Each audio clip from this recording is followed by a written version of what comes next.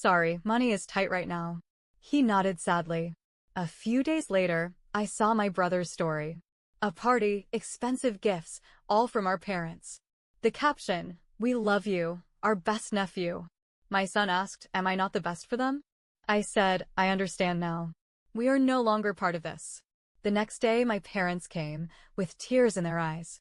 My son's birthday was supposed to be a happy day. I had planned everything, his favorite chocolate cake, decorations, and a small group of friends. But when I asked my parents if they wanted to contribute anything, their response was quick and dismissive.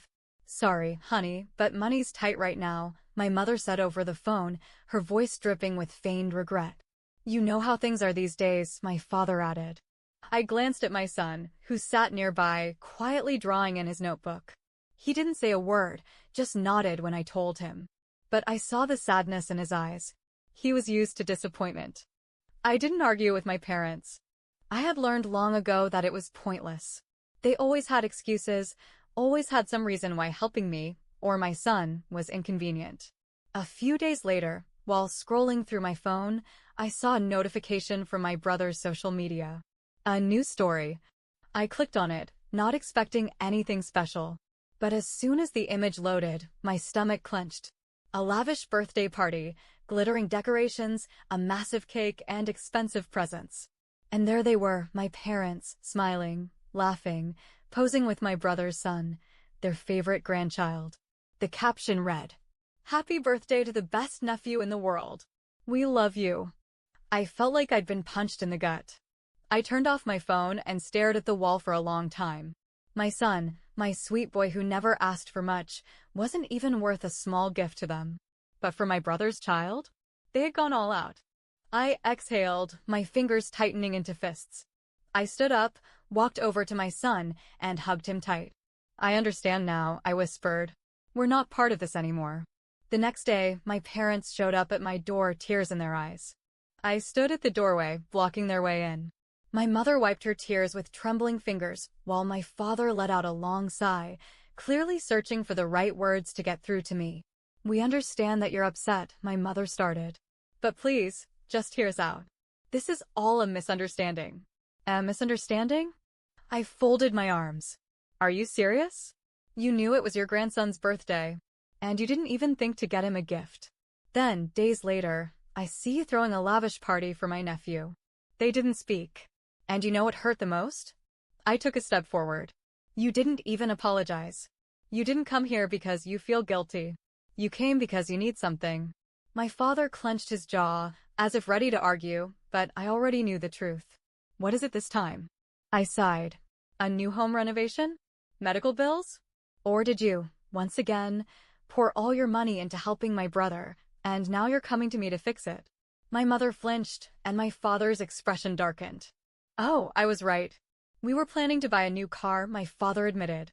But things changed, and you expected me to give you the money? I finished for him, letting out a bitter laugh. Flashback. You're a smart girl. You'll figure it out.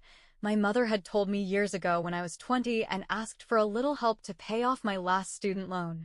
At the same time, they were buying my brother his first car. We'd love to help, but you already have a job, my father had added. And my brother, standing there twirling the car keys in his hand, had just shrugged. I took a deep breath and slowly shook my head. You know what's different now? I'm done figuring it out for everyone else. You have other kids, ask them for help. My mother clenched her fists. You know your brother. Oh, I know, I cut in. He's irresponsible, lazy, and used to you solving all his problems. Just like you're used to me cleaning up the mess. But I'm done. My father straightened his back, trying to sound authoritative. Don't be dramatic. We're your family. Family? I let out a breathy, humorless laugh. Then where were you when my son needed his grandparents? Why wasn't he family to you? Silence. I'm not your bank anymore, I said firmly. And I won't let you pretend you care about my son when it's convenient for you. If you want to be in his life, prove it with actions, not empty words. I took a step back and closed the door in their stunned faces. This time for good. I didn't expect peace after shutting the door in their faces. I knew my parents too well. Silence wasn't their style. When they wanted something, they pushed until they got it. And this time, It wasn't just about bruised egos or family pride. It was about money. 2 days later, my mother called. Then again. And again. By the fifth missed call, I finally answered, if only to get it over with. "We need to talk," she said, her voice tight. "We already did." "No, you slammed the door in our faces like a spoiled child," she snapped. "That's not a conversation." "Neither is you pretending to care about my son when all you really want is a check," I shot back. She gasped, like I'd just insulted her to the core. "Do you think so little of us?" "I think exactly what you taught me to think." There was silence, then a deep sigh. "Fine, let's cut to it. We're in a tight spot." "The money for the car?" "We already put a deposit down. If we don't pay the rest, we'll lose it. We just need a loan." I laughed. I actually laughed. "A loan?" I repeated. "Do you think I don't remember how the last loan went? Or the one before that? How many times have I helped and never seen a dime back?" "This time is different," she insisted. "We were counting on you. We thought." "Yeah, I know what you thought," I cut in coldly. "You thought I'd be the same fool I've always been. That I'd bite my tongue and hand over the money like I always do. But that's over." Her voice hardened. "So, what? You're just going to let us struggle?" "You're not struggling," I snapped. "You just want a brand new car you can't afford." "That's not struggling. That's bad planning." I could hear my father in the background muttering something angrily. Then he grabbed the phone. "We raised you," he barked. "And this is how you repay us?" Oh, here it was. The guilt trip. The "we gave you life" speech. The "you owe us" nonsense. "No," I said, my voice steady. "You raised me to take care of myself. And now I'm finally doing it. You selfish brat." I hung up before he could finish. Flashback. I was 24, sitting in my parents' kitchen, fresh off a long shift at work. "We need help," my mother had said, looking exhausted. "Just a little money to cover some bills. Your father had some unexpected expenses, and your brother." "What about my brother?" I had asked. She hesitated, then smiled weakly. "He's trying. But you know how things are for him." I knew. I also knew that my help wasn't for bills, it was for my brother's new business idea, the one he was so sure would take off. The same business that crashed 6 months later, taking all my savings with it. They had promised to pay me back. They never did. Now, they were trying again. But I wasn't that person anymore. That night, another call came, this time from my brother. I debated ignoring it, but curiosity won. "Tough guy now, huh?" he sneered as soon as I answered. "What do you want, Mark?" "You know exactly what I want," he snapped. "You made this a hell of a lot worse for Mom and Dad. If you'd just helped, they wouldn't be scrambling right now." I clenched my jaw. "Scrambling for what?" "A luxury car." "It's not just about the car," he exploded. "They took out loans. They maxed out credit cards. And you could fix it, but no, you're too busy playing victim." My stomach tightened. So that was it. They had been so sure I'd help that they spent money they didn't have. "Not my problem," I said. "You're serious? You'd let them drown in debt?" "I'd let them deal with the consequences of their own choices, yeah." "You're unbelievable," he hissed. "You sit on your high horse while Mom cries herself to sleep. Dad's losing his mind trying to fix this, and you don't care." "Oh, I care," I said. "I care that my son will never feel like I did growing up. I care that he'll never have to question if he matters. But you? You don't get to guilt me, Mark. Not after everything." He was silent for a moment, then scoffed. "Fine. You want to burn bridges? Don't come crawling back when you realize you're alone." "Funny," I said, "I was alone long before I cut you off." And then, for the second time that day, I hung up. Let them figure it out. Let them struggle. I wasn't their solution anymore. And I never would be again. For the first time in my life, I didn't feel guilty. I expected to. Cutting off my parents, refusing to bail them out, these were things that, a year ago, would have eaten me alive with guilt and self-doubt. But now? Now I just felt relief. That night, I sat on the couch with my son, watching one of his favorite cartoons. His laughter filled the room, unbothered, innocent. He had no idea what kind of war had been waged outside these walls. And that was exactly how I wanted it to stay. But peace didn't last long. The next morning, my mother showed up at my door. Not alone. She brought my father, my brother, even his wife. They all stood there, like some twisted intervention. "We need to talk," she said. I didn't move. "We already did." "You don't understand," my father said, his voice tight. "We're in serious trouble." I let out a slow breath. "Here we go." "That's not my problem," I said flatly. My brother scoffed. "Of course, it's not. Because now that you've got your own little life, you think you're better than us, right?" "No, Mark," I shot back. "I just finally realized that you only call me when you need something. You don't give a damn about me.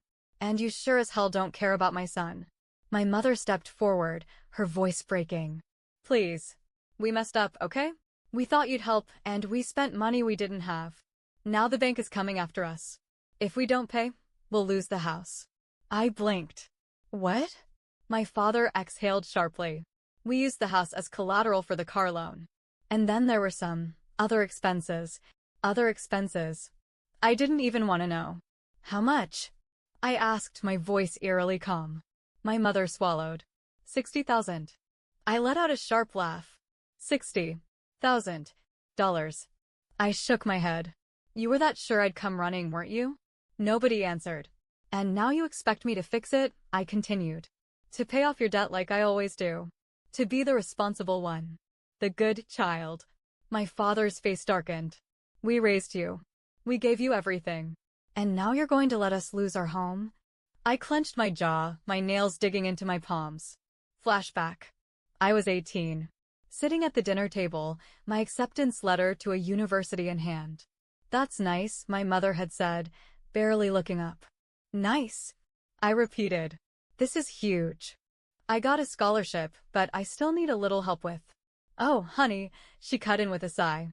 "We wish we could, but things are tight. Your brother needs a new car for work, and we're still paying off the house."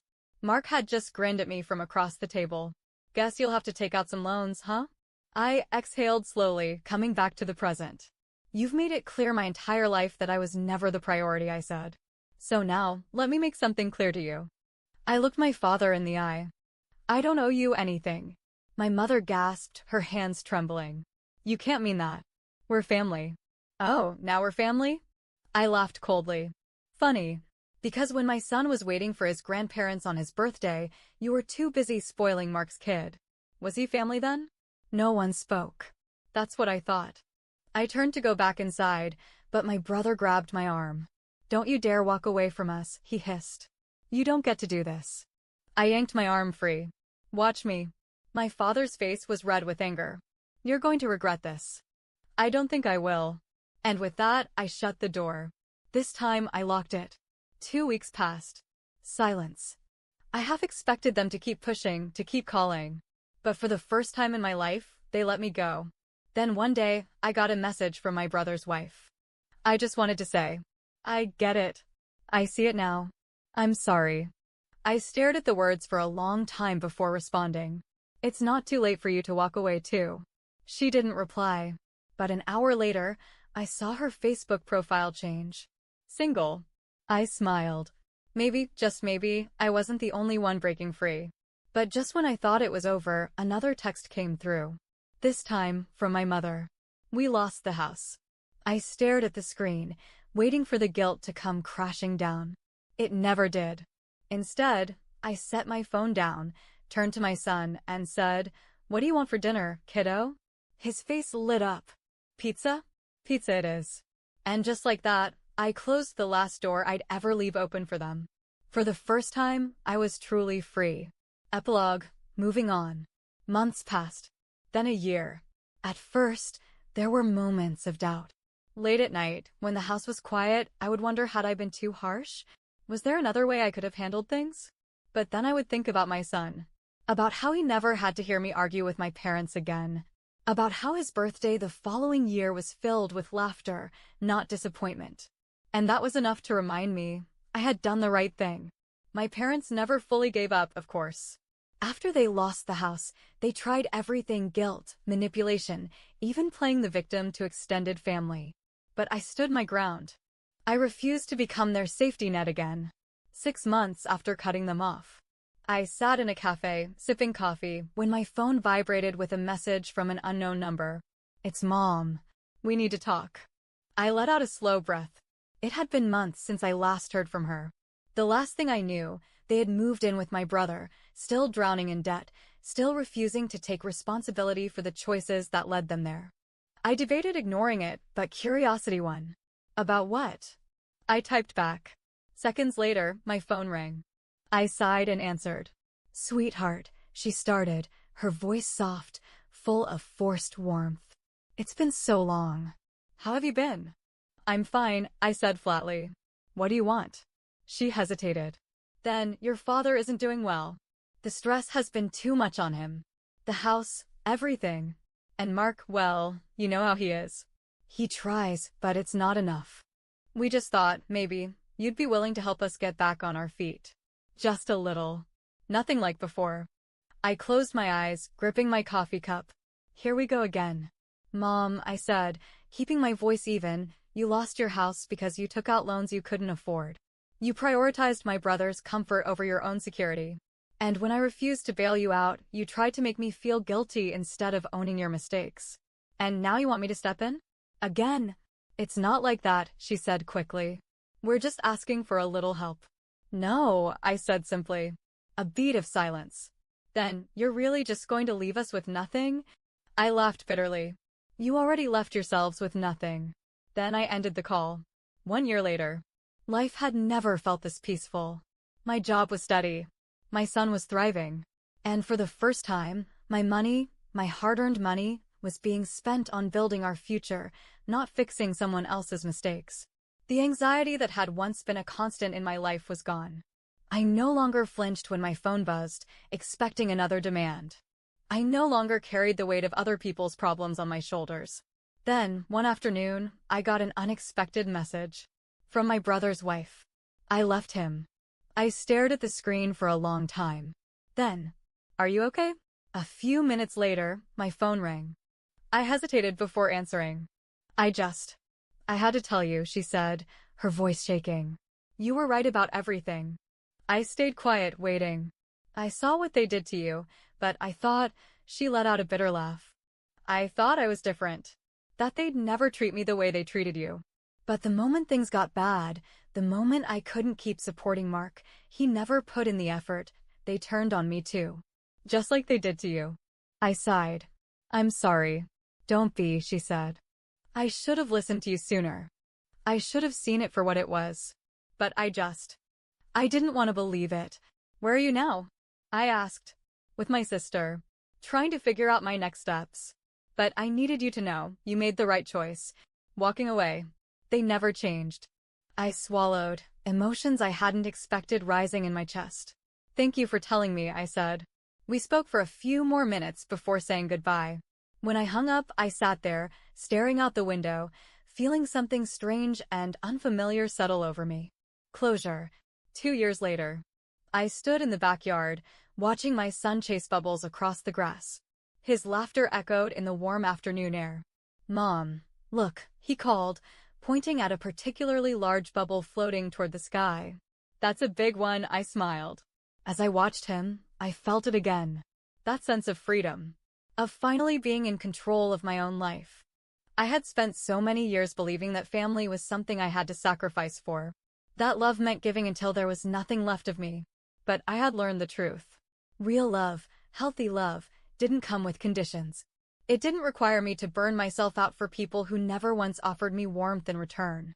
I wasn't a bad person for choosing myself. I wasn't cruel for setting boundaries. And I wasn't heartless for refusing to be their financial safety net. I was simply free. Mom, my son called again. I looked down at him, his bright eyes full of excitement, his whole world still untouched by the kind of pain I had endured. And I promised myself he would never have to learn the lessons I did.